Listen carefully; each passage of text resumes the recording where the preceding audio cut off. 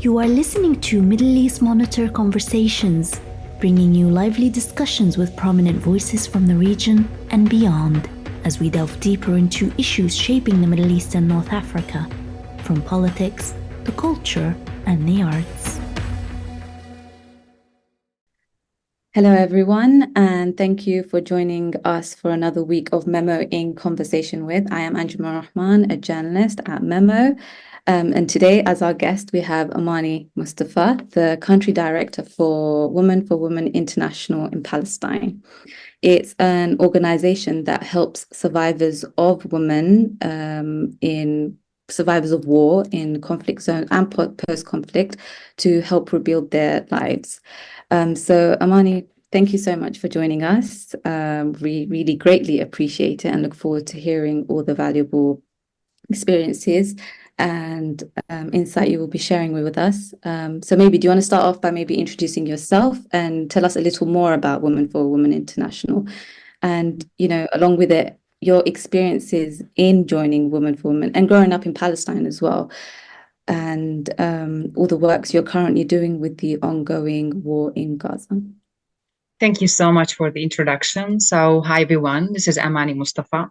I am the country director for Women International in Palestine.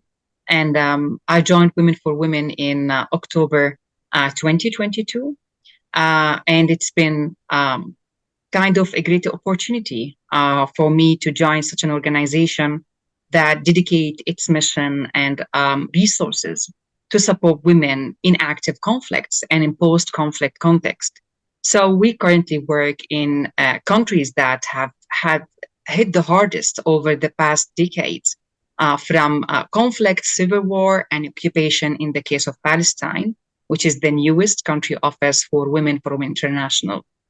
So we work in Afghanistan, we work in Iraq, Rwanda, as well as in DRC, Nigeria, and we also have country offices in Kosovo and in Bosnia, as well as in UK and Germany, and of course in the US.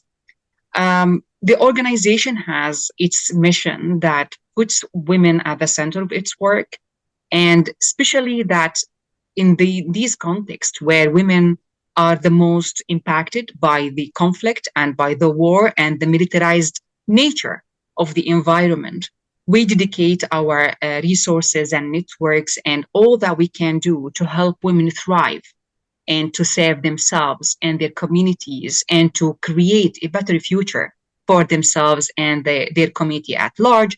And this is actually how we have been working over the past 30 years, by working closely with every woman in these contexts, that we have access to their locations and supporting their very existence through our Stronger Women, Stronger Nations. As a Palestinian woman growing up in the West Bank, it's been a kind of learning all the time about what women's life could look like in such context. And I've been experiencing this firsthand as a Palestinian woman. As a child growing up in a very volatile context, militarized context, children in my neighborhood have been always afraid from the raids, the detention by the Israeli soldiers, and all of that created the sense of fear and anxiety. And as a child, I've seen that happening around me. And my fears have been always that the soldiers would be raiding my place for any given reason. Who knows? Then when we started actually education, going to school, but also to university, our ideas about life and about how a human being can change themselves and their community have evolved. And I thought at that moment that my mission will be around women and their rights to thrive in contexts like mine. Because I was able to do it, I believe that every Palestinian woman and every woman in conflict context can do even a better job than me. That is why I am dedicated to this mission. And I feel that through my experience in Palestine and through Women International experience for the past 30 years, we have significant evidence that working with women in conflict context is a life-changing experience for them and for their communities at large. As everyone knows, the context currently in Palestine is highly volatile. For the past 8 months or so, there is a lot happening. Everyone around the world has been marching for solidarity in Palestine. And whatever we can say is actually just the tip of the iceberg, because there is a lot that has not been said yet. A lot of stories that we hear on daily basis, whether from our partner in the Gaza Strip or from our partners in the West Bank, bringing a different dimension to the whole conflict, particularly in relation to women's survival and how women were able to stay alive and play the role of the protective guardian of their children and their family at time of conflict and in time of war. So, what the services Women for Women International provides obviously is had to change drastically following the last 7 months, right? Can you share a little insight of how that's changed? Is there any other organizations you've partnered with?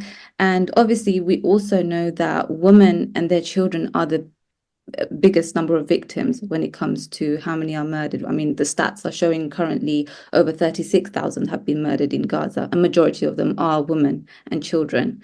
And that's without including the even more larger numbers of who have been injured, life-risking injuries. At the same time, you're based in West Bank, so you're witnessing also an escalation of attacks against women in West Bank as well. I mean, all focus is on Gaza right now, and I feel like a lot is being overlooked about what's happening on the grounds in West Bank as well. And obviously, you're in the best position to share with us right now of how have the services changed post-war for the women around you? Yeah. So Women for Women International has a strong focus on building for a longer term engagement with local communities and with partners on the ground. So since 2022, we've been piloting with women's rights organizations in the West Bank in particular, programs related to women's needs in their a very specific context. Let's say in a refugee camp, there are specific needs for handicraft training, for pastry and sweet making, for sewing or beauty care, or whatever kind of economic empowerment opportunity that would help women really to get together, first of all, because this is in itself is a battle. Getting women together in the West Bank is a big deal. And I can share examples about what we do in Hebron H2 area. So based on the needs, and this is a very important perspective for us, that we build from the bottom up and ensure that the views and opinions of people that we work with are incorporated in our program design. So we meet with people, we meet with partners, ensure that we are collecting sufficient input into our programming. And based on that, we start to provide the funding to meet the demand that women have been voicing through our assessments. So successfully, we've been able to provide around 100 women with vocational training, supporting women to access psychosocial and legal aid, supporting a prominent Palestinian organization to provide helpline services, anonymous, to Palestinians across the West Bank and Gaza, and ensuring that we are supporting shelters, safe houses that are hosting women survivors of violence in different Palestinian cities. And at the same time, we've been supporting the partners to build capacities and also navigate resources to meet the never-ending needs in the West Bank. Then October 7th incident erupted, and we had actually to think quickly about what could be done. And we've seen the escalation have taken a huge toll on the lives of 200,000 Palestinians in the West Bank who've lost their income, who've been been working in the Israeli construction and farming market. And now for the past 8 months, they lost their main source of livelihood. Not only that, 500 checkpoints have been erected in the West Bank only. 29 of these in Hebron H2 area. It's a huge 7th number of October. since the 7th of October. And that gives you how the life in the West Bank have been completely paralyzed. So what could be the possible action to meet the unmet needs of those households and those women that we've been meeting for a long time now and have built connection and have started to think strategically about stronger women, stronger nations, and how to take our program to the next level. So we had to meet with partners individually and collectively to develop an emergency response plan. Since we know that women unable to leave their houses, families need food, need hygiene items. We know what is the situation in Hebron H2 area when it's completely under lockdown. More than 7,000 Palestinians in Hebron H2 area have been in a lockdown until this moment. They have 1 hour in the morning, 1 hour in the evening to leave their community, and that is not sufficient time for people to go to hospital or for women who are in their labor to access medical care, for elderly to access medical care, and you can name it, what kind of needs human being needs on daily basis.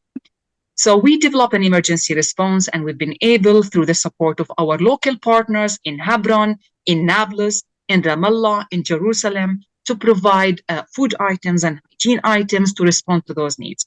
But that was not actually the end of it, because we needed also to provide remote counseling support. Since women are no longer able to reach our community centers, we provided and activated the hotline services to reach out to those women and made sure that the response that we're providing are not risking the lives of those women who are needing to get out of their community to access, since our partner staff was unable to get into the community because of the checkpoints. Now, at the same time, we started to think, how could we start a partnership in Gaza? Because our work was mainly in the West Bank and Gaza was on our longer term plan. October 7th event has eventually accelerated this process. And luckily enough, due to our experience in the region and my experience in particular working with partners in the Gaza for the past 14 years, we've been able to identify a strong local partner who's been currently providing hot meals to displaced families in Rafah. And due to their last invasion to Rafah, they moved their community kitchen and their offices to Khan Yunis, that Women for Women is now providing tents to their staff and to their field office. So it was actually a challenging time due to communication breakout. And it was also not easy to get all of that work been done by one person in Palestine, which is myself. Especially that the incidents have been escalating rapidly. But luckily enough, we've been able to support our partner to deliver the hot meals, to deliver also warm clothing during winter and blankets to support the internally displaced people in Rafah. And now we are providing maternity kits to women and vegetables, and providing hot meals and other interventions that will be earmarked to support WFWI, our partner staff and families who've been also forced to leave their homes from Rafah. It's amazing to hear how you guys are being able to navigate around these situations, especially regarding the checkpoints, which I wasn't actually aware of, about the new erections of checkpoints in Hebron. So what I want to know is, what I'm curious to know is also the fact that these women are remaining to engage with your organizations, even though they're not being able to arrive to you physically. Can you share some personal experiences that these women are facing, and maybe provide a unique insight, maybe share 2 stories and their unique difficulties and why they reach out to Women for Women? I think like Women for Women is providing the avenue for creating solidarity within communities at national level and also internationally. So when people are in a condensed area under lockdown, lacking hope, lacking access to all needs that human will be needing on their daily life, and they just see like a light towards the end of the tunnel, they will go to it. So we provide that angle of like providing a hand to those women to access our partner's space or to enable our partner to reach out to these women wherever they are, apart from Hebron H2 area, which is under lockdown. The last meeting that I had with women from Hebron H2 area was so emotional to me.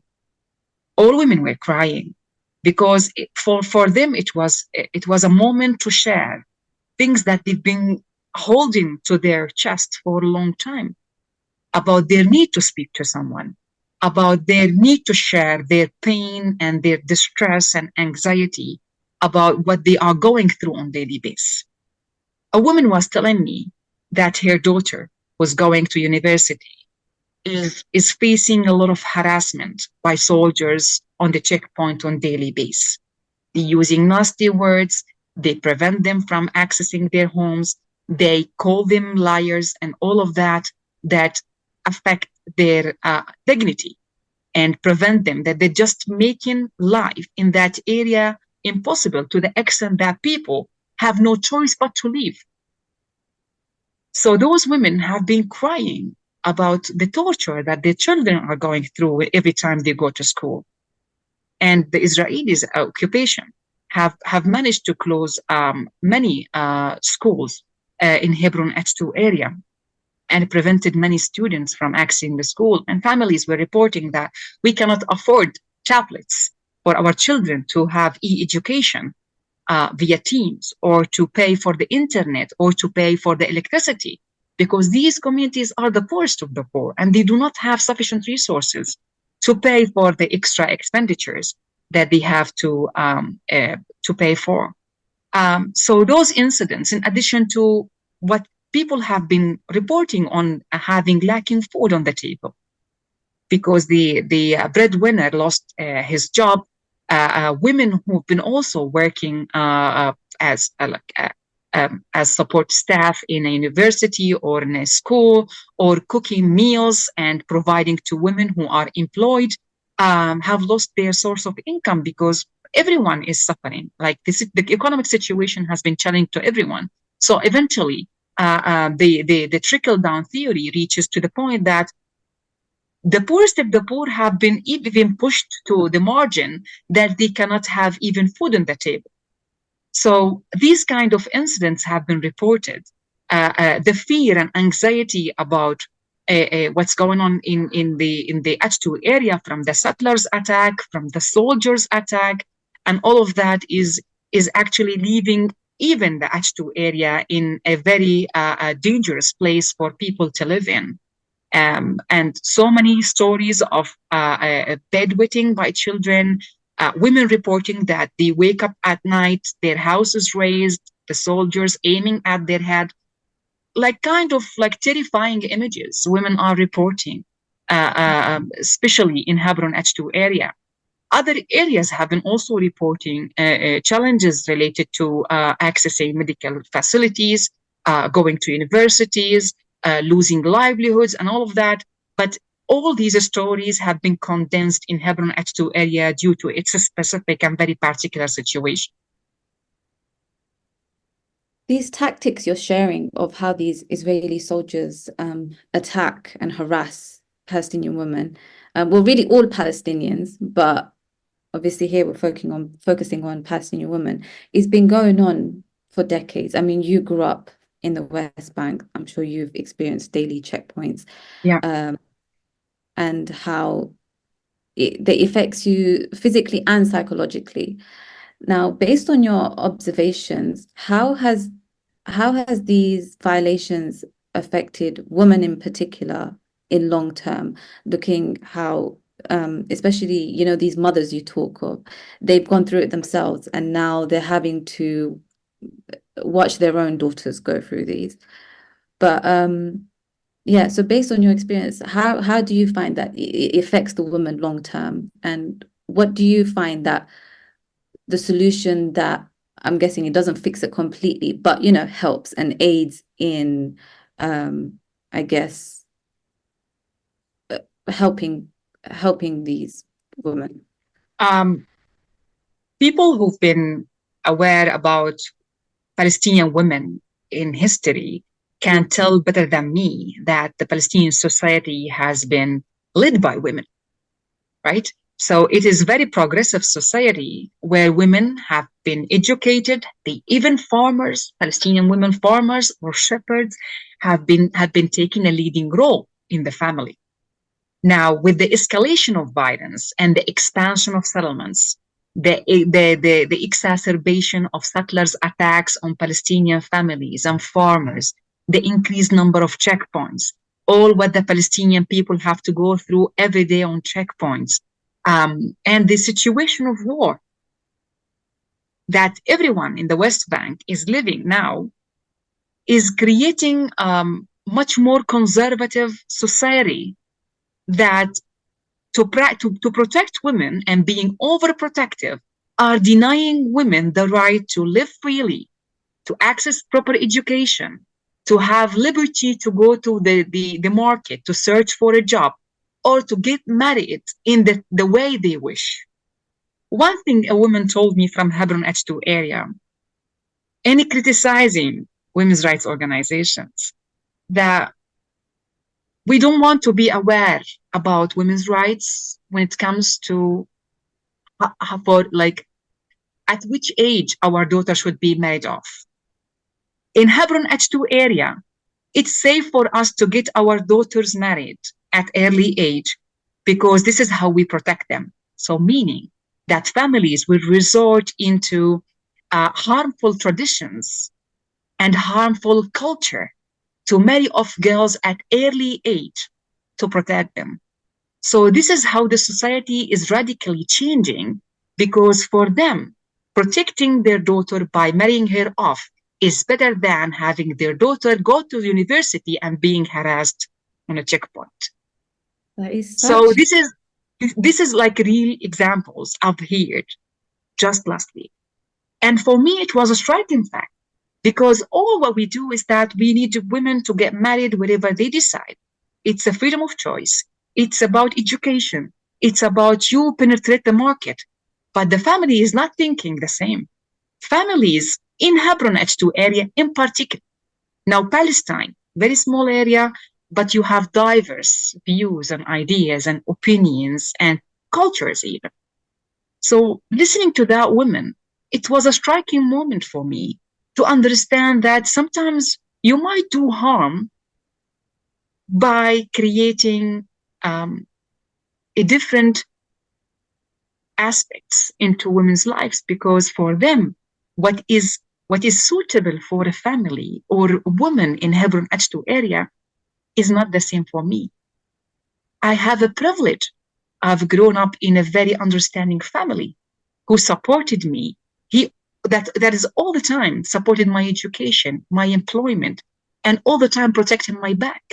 But the woman in Hebron H2 area at the age of 16 or 17 or 18 years old doesn't have the same privilege. So understanding that was really important to me, to ensure that we always support communities to protect themselves without causing any harm. We always do that, but we need to take a point of departure from where people see the value of their culture and tradition in protecting women's lives. And this is a very important consideration. Yeah, and also from what you're saying, it's important to note that it's as a result of the settler expansion and escalation of attacks by the Israeli soldiers and authorities, that the residents of Hebron are having to resort to making such decisions. Absolutely. Not because they want to marry them off. It's not reflecting the wider Palestinian society. At all. So it's a very particular example from people who are living under a highly militarized context.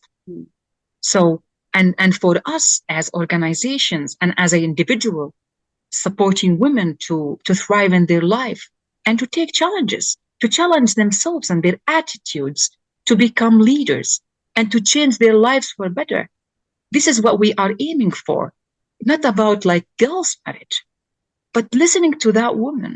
We just respect that and appreciate that whatever works for Amani doesn't necessarily needs to be worked for another woman who lives a different life.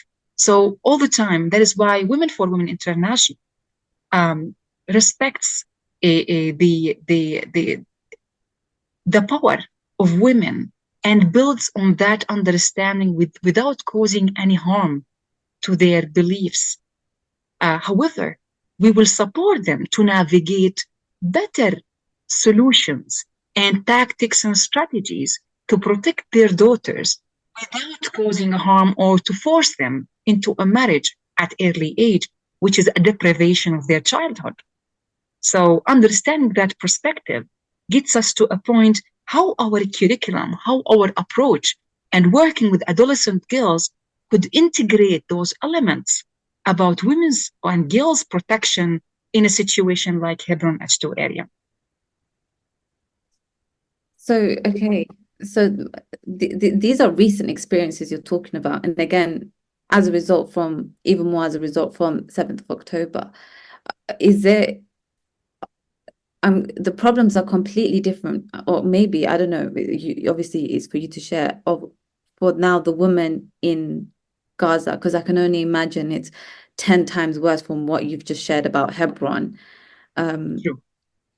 Can you share a little about the experiences for now the women in Gaza and what you've heard from them recently? And obviously we're reading on the news and, you know, media that, you know, women are having problems with their, you know, with their experiences of birthing. You know, they're having to give birth without any anesthesia, without support. any support. Yeah. So, yeah, I can only imagine what you will be ready to share now about heard one explanation from Hebron compared to the wider Palestinian society, and now moving on to Gaza.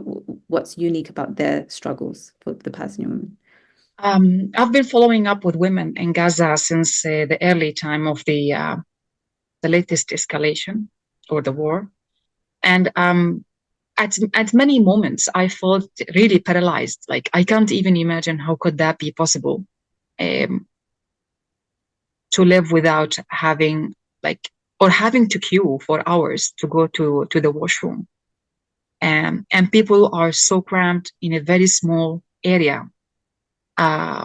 Women has been searching or using makeshift, living makeshift tent, having to use fabrics from those makeshift tents to use as sanitary pads.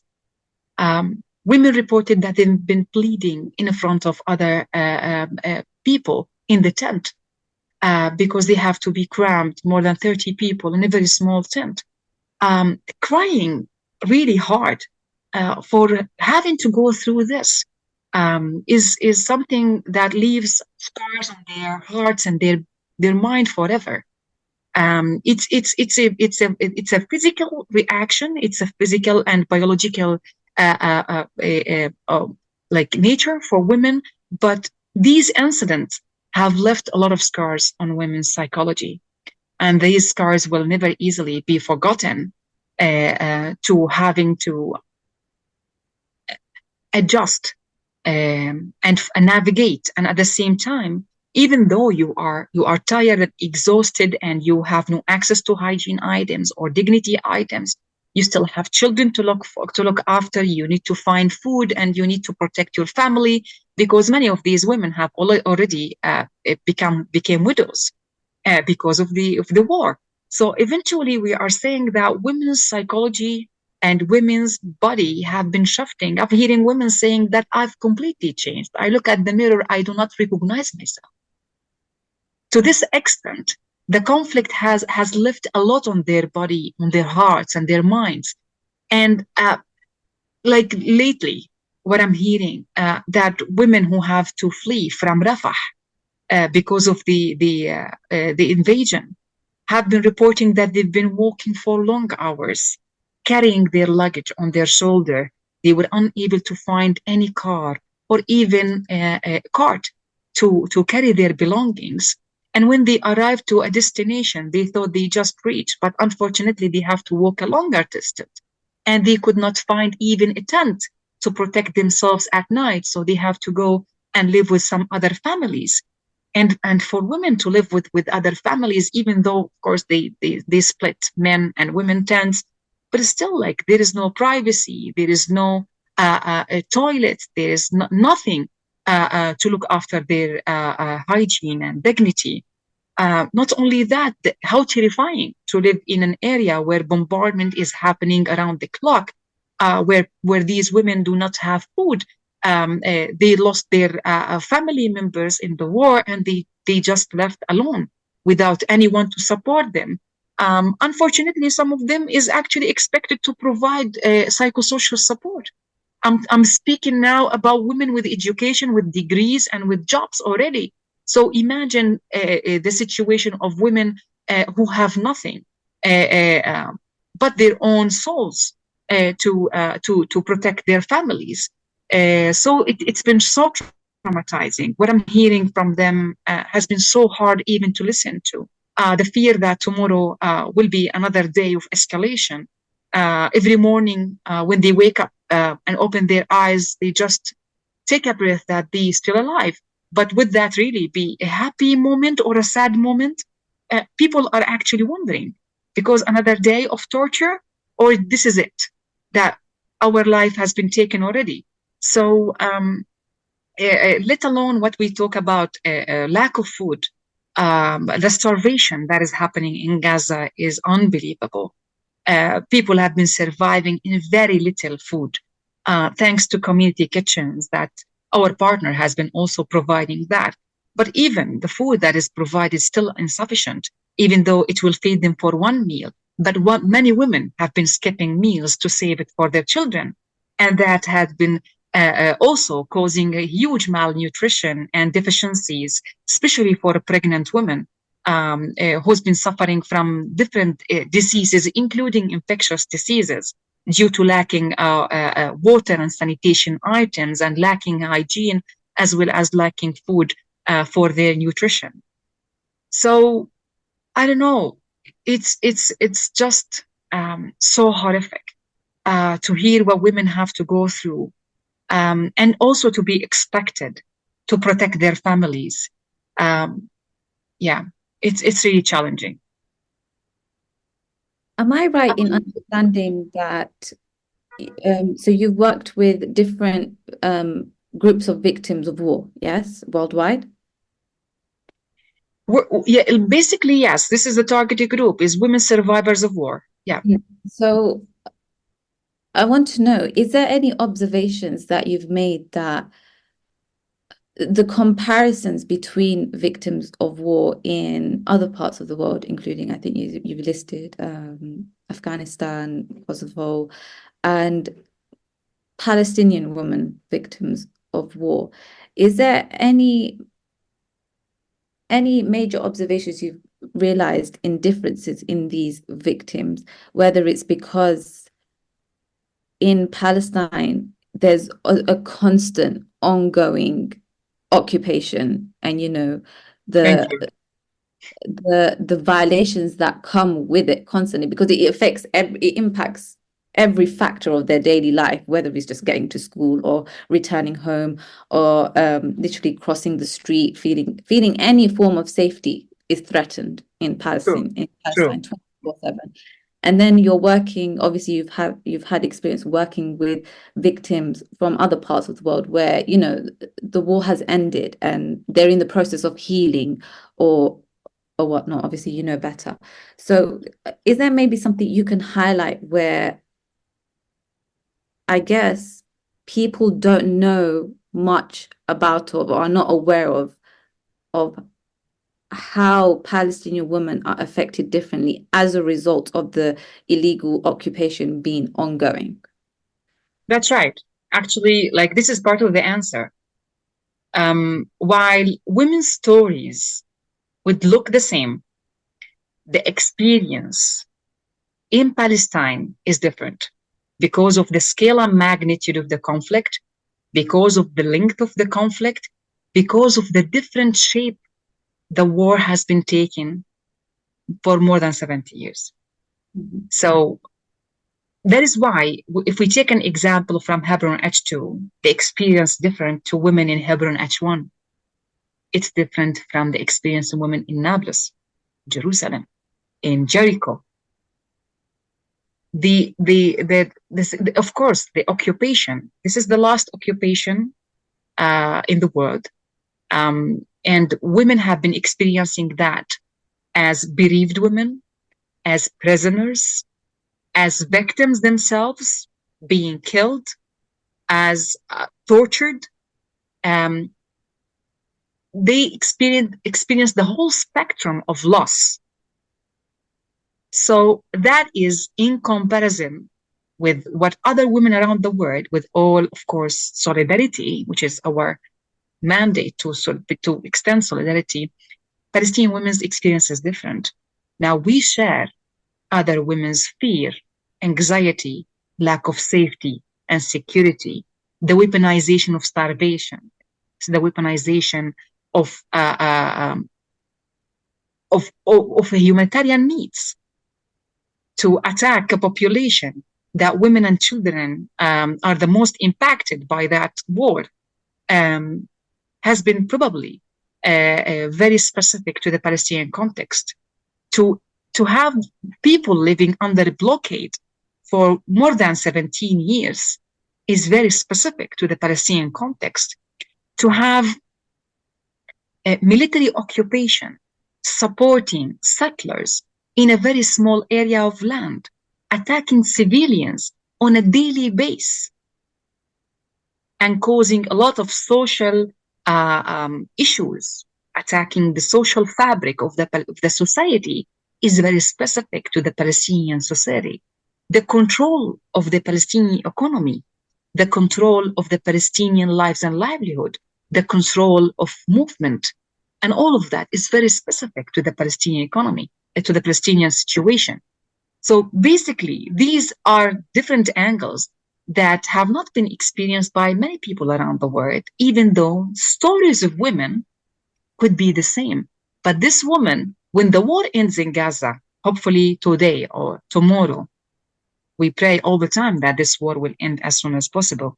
But would you think that there will be a healing process for women? And how long would it take? Is it like the rebuilding of Gaza that will happen next day? Or that will be another journey of fetching how could these women survive as widows, as bereaved mothers, sisters, and so on. Where would they go since Gaza is unlivable already? Where the hospitals are destructed, schools completely destroyed, the infrastructure from the north to the south, completely, more than 70% of the infrastructure has been completely destroyed. So where they would go and what kind of a life they would be expecting? Many Palestinians are now asking this question, like, if the war ends tomorrow, what's next? What's next is harder as much as the current situation in Gaza. So the experience is quite different. Also in the West Bank, as we speak, annexation is taking place in the Jordan Valley, in the Hebron area, in Nablus, in Jenin. So not only that, like these kind of situation or the events, the security events, if you like, that is happening on the West Bank since October 7th only, more than 500 Palestinians have been killed. More than 10,000 have been put in jail. So it is different. It is different to any other context where women been surviving conflict and their healing journey. Of course, we would love, if there is peace tomorrow, that women learn from other women in Bosnia and in Rwanda how have their journey to healing have been happening, because we really need to learn how to heal, because the wounds are so deep. I say like not even 10 lifetimes are enough. Yeah, not. The reports would say that it would take 70 years to get Gaza as it used to be before. So yeah, unfortunately, it's a very tough times for all of us, and we have nothing but to keep our hope that supporting women, this is our mission, supporting women um, to um, to recover from these traumatic experiences, ensuring that they do have the resources, the opportunities, and the avenues they need to voice their concerns, to access opportunities, to help themselves and their families are available and provided to local partners, whom we believe are actually capable of really supporting their local constituent communities in the best way possible. Um, and this is our hope that we just support at this point in time, hoping that tomorrow will be an end to this war and that people can really rebuild their psychology, rebuild their families, rebuild their communities and their nation for a better future. How can the international community do their part in helping um, the women you talk of in Gaza and Palestine? Obviously, everyone is feeling helpless, just watching, scrolling on social media, reading, trying to stay update. It's so easy to feel helpless and feel like there is nothing we can do. But obviously, you know best of how people can get active and be involved in helping, whether it's helping directly with Women for Women Organization International. And yeah, what can we do? What we see on social media, and also I've seen it like in the US, that the people around the world are marching for Palestine. And that in itself is the just the right move at the right time. And to continue to pressure the government to respect the international law and to really ensure that these countries are not involved in causing harms to Palestinians. So the international community just need to be not to lose its moral compass and ensure that they live up to the ethics and to the laws that they established, and to ensure that they take up their third-party responsibility to the Fourth Geneva Convention, and to exert pressure to ensure that the Palestinian population's life is respected and protected at all times. So they have a huge responsibility. They have a responsibility and a role to play, and to ensure that they are not involved in supporting this war. And by that, we can, of course, as Palestinians, not only feel the support of the people who've been always with Palestine, but also see decisive action by their governments in really living up to their ethics and responsibilities. Thank you so much, Amani. Yeah, it's heartbreaking. It's heartbreaking what you're sharing, but it's also hopeful to hear that what organizations like yours, Women for Women, is doing, and that people in Palestine are taking notice of the marches that are happening, and people taking to the streets to raise awareness. Yeah.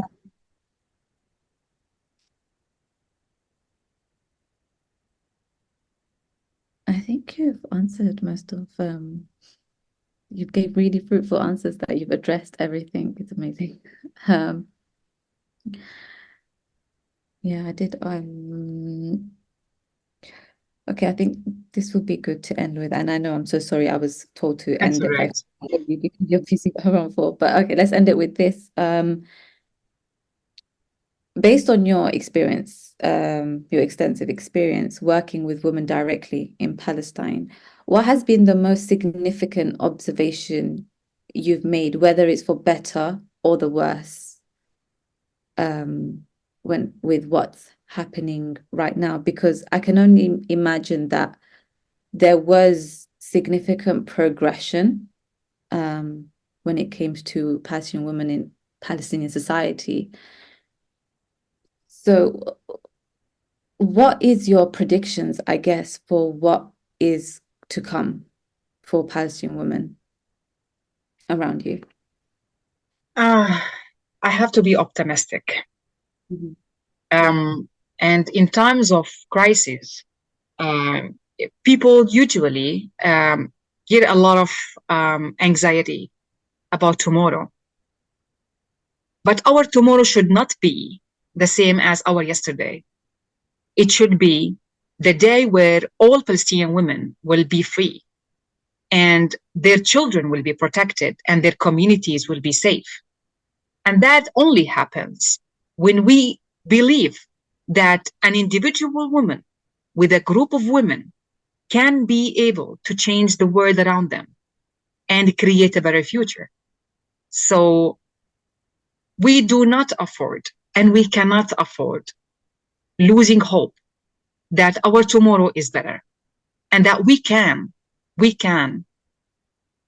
end this by creating alternatives that respect the Palestinian rights, dignity, the Palestinian national and the Palestinian rights at all levels. It's important that the whole world recognize the Palestinian people's right to self-determination as the solution to this crisis. So I think it's yeah, also important for especially particularly the West to acknowledge that it's Israel that's threatening the very purpose of women in Palestine. That it is what's threatening the development of women's and women rights, women empowerment in Palestine.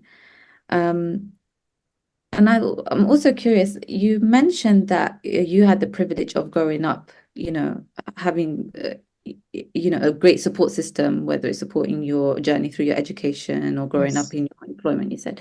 So what actually sparked your interest into becoming an activist for Palestinian women? Because I'm guessing it's not personal experience, but is it what you've witnessed around you, or? Very good question. But also it's personal experience. Yeah. And also Okay. personal experience. Because I have an amazing family in the midst of a challenging context. So I grew up on learning things about why I am not allowed to do this. Like, what does that mean if I am not allowed to do that and my brother is allowed to do it? And why the society looks at women different how they look at men. And yeah, how a woman could really be respected without being married. It's a question that I grew up learning. Like, how can I be that person, will be respected for who I am and what I do, not because I am married to that person. So it's, of course, it's a society that is very diverse, where you can have a family like mine, supportive, very understanding, and all the time pushing me forward. The society has not been that easy, and I was able to challenge that. So despite I had fears about what I can or cannot do, I proved to them and myself that I always can. That is why this is actually the best example that I can provide and have been providing to my team all over the past 16, 17 years, that I was able to do it. Of course you can. As a professional leader, as a woman activist, as a Palestinian woman, we live similarly in similar circumstances most of the time. And our experience might be different, but towards the end of the day, we have only one choice, is to excel, is to succeed, because we cannot afford failing as Palestinian women. We need to be ready when our independent state is declared to assume leadership positions. We need to build the Palestinian society and the Palestinian women for that moment, and we cannot afford losing time. So this is actually if you like, my all the time advice to our partners, to my team, and to women I meet in the field. And I've been all the time inspired by their leadership and experience. Palestinian women, even in the most dire situations, are very powerful. And when I call them, I watch. You looked up? Sorry? Is there anyone in particular you looked up to? I've been looking up at all women in general. I all the time, like my heart all the time goes for those women who really work hard. So every society, every place where I go, I just look at how women are hardworking, and these are the pillars of any nation. That is why I believe in Women for Women, and I believe in what we do, because looking at around the world, like women can build and rebuild. And every time there is a crisis, you will find women who are carrying the whole family on their shoulders, and like all the time nurturing a new generation full of hope that is able to change their lives. So, of course, all the women in my society, my mother comes first, of course, as the first woman I looked up to. But I all the time wanted a better version of myself, a better version that is able to really continue challenging and believing in what we do. So women in Palestine are powerful. Women in Palestine teach the world how to be a great woman that will put her life for her family, to protect them and to secure their needs. A great woman all the time. I was just saying that when I was calling friends and colleagues and partners in Gaza, I was watching the news so depressed, and I just called them with a very fading voice, just wanting to know how they are.